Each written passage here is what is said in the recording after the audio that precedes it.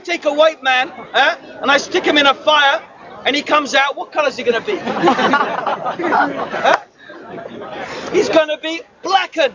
And first of all, you see, he's messing around with the English language. You see, you call them blacks. But blacks aren't black, they're brown. Okay? That's not actually black. It's actually brown and dark brown. Okay? And the thing is that this man is so perverted. Okay? He knows he's a liar. He knows it. He knows the Prophet Muhammad said there is no difference between the dark person, the black person, and the white person. There is no difference between the Arab and the non-Arab except in piety. That's what the Prophet Muhammad said. He knows the Qur'an also says, that we made you, God, Allah, made you into tribes and nations in order that you may get to know one another, not that you may despise one another. He knows that's in the Qur'an, but he's a Christian and he's a liar, and it's the methodology of the Christian missionary to lie. So here's 99 truth tracks. Examine most of them. They're 99 bull tracks. That's what they are. Okay? So I wish I had it with me so I could read it out. And you'll see more of them coming out. Twisting and turning and perverting. You know the biggest joke of all? When Joseph Smith in his debates, okay, was asked, or rather he asked himself, he wasn't asked, he asked himself.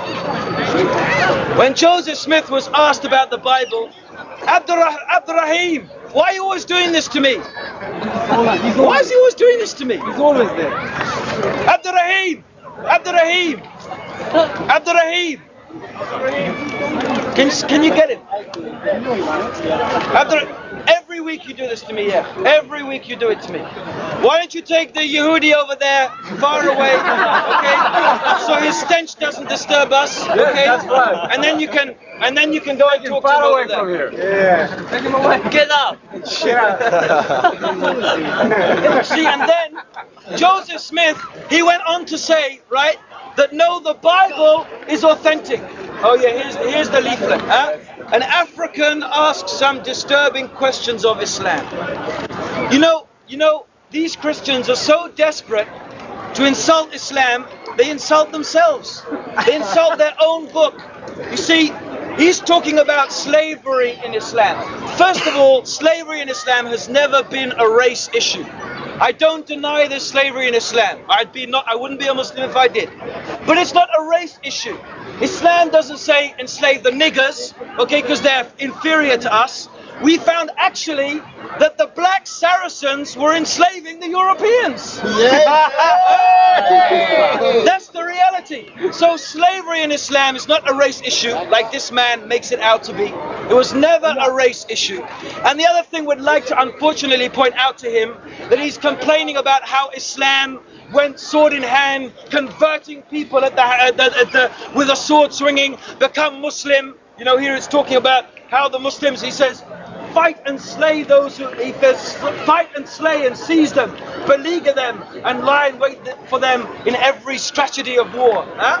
And so he's saying how the Muslims make war on those who make war upon Allah and His Messenger and strive after corruption in the land. What's wrong with that? Striving after corruption in the land. I'm glad he's admitting Christians make corruption in the land. Okay, will be that they will be killed or crucified or have their hands and feet. You see, look at him. Now this man knows Joseph Smith.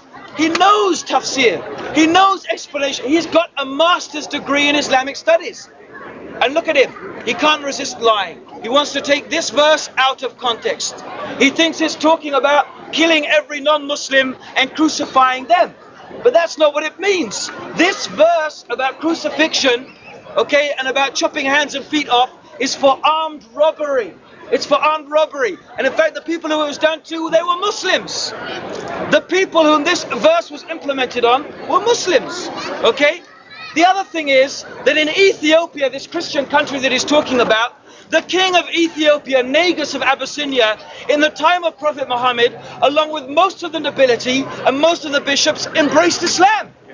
And there was no Muslim army ever went to Ethiopia.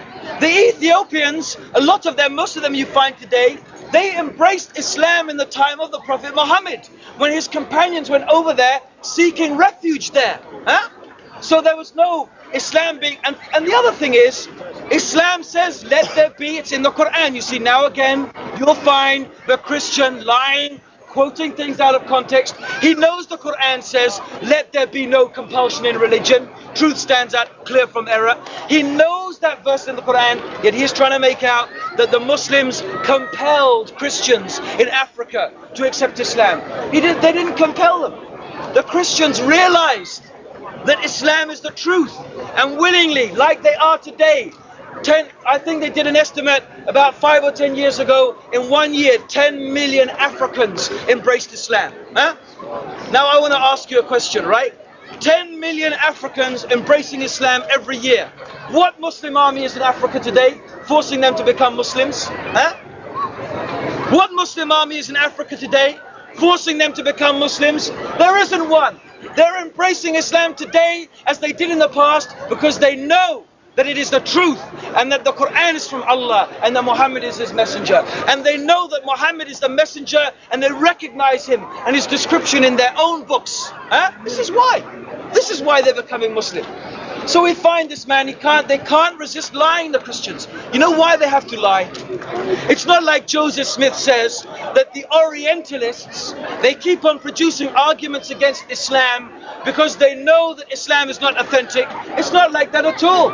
You find that the Orientalists, they keep having to lie against Islam because they can't find a decent argument. That's the reality. Huh? And you're telling me what? These people living in the 18th century, when England was ruling India, and the people who were giving the most trouble were the Muslims fighting jihad against them. They were looking honestly and sincerely as to whether the Qur'an was the truth or not. No, that's not the way it went. And until this day, it's not the way it goes. They say Muslims, Islam, fundamentalism on your TV, your newspaper. But they know that's not Islam, people. They know that's just, what is that? Because they found so many mistakes in the Qur'an? No. They're lying on purpose because they're protecting their selfish interests.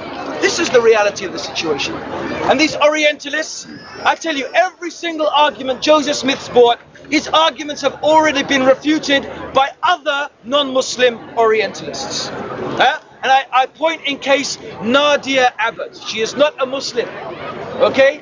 And she has written extensively, showing categorically and clearly stating the reliability both of the Qur'an and of the prophetic Sunnah, the statements that are attributed to the Prophet Muhammad that have been thoroughly researched by the Muslim scholars.